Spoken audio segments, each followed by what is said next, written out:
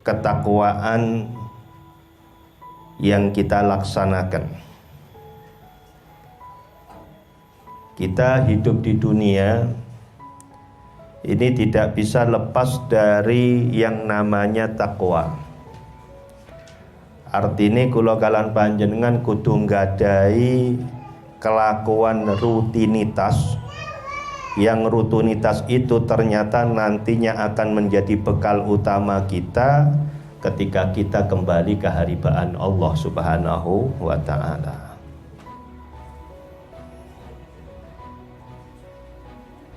Apa kegiatan yang harus kita lakukan? Apa perbuatan yang seharusnya kula kalan sampean laksanakan? Adalah mengikuti perintah Allah dan berusaha menjauhi segala larangan-larangan Allah. Kula jenengan saumpami bertakwa sepanjang hari, sepanjang waktu, seluruh perbuatan kita gunakan untuk bertakwa kepada Allah, itu masih belum tentu dapat menyelamatkan kita. Kenapa demikian? Karena kita masih membutuhkan satu hal. Apa itu? Kesungguhan di dalam bertakwa kepada Allah. Maksudnya ngeten, ada orang bertakwa hanya sekedar perbuatannya saja, rutinitas kehidupan sehari-hari. Ya krono lek gak takwa ya isin, lek gak salat ya gak penak nang tangga. Iki jenenge takwa yang hanya mengikuti kebutuhan, hanya mengikuti rutinitas sehari-hari. Ada orang bertakwa karena memang tekanan dari batinnya sendiri. Nah, ini ada perbedaan.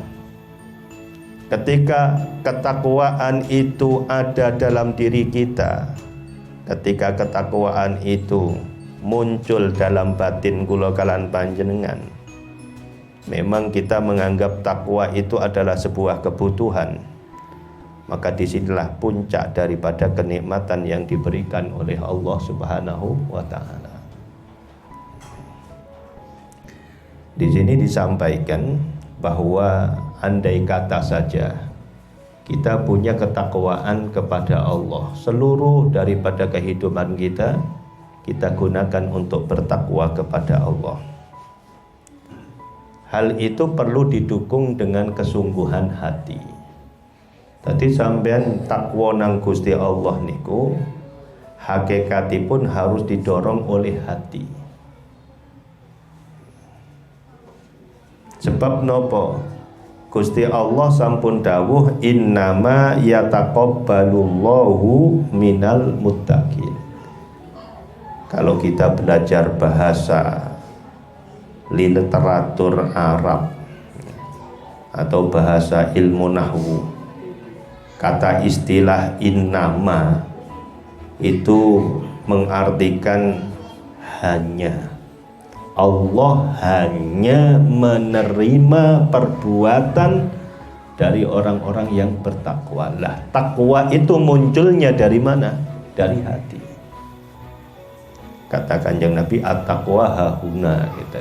Jadi takwa itu sebetulnya bukan perbuatannya, bukan sholatnya, bukan puasanya. Itu kan tanda ketakwaan. Tapi yang harus kita ladeni terlebih dahulu adalah bagaimana kita punya hati. Kita menganggap perbuatan yang kita lakukan ini sebuah kebutuhankah atau hanya sebatas kewajiban? Nah, diharapkan kita memiliki hati menganggap bahwa ibadah yang kita lakukan ini adalah merupakan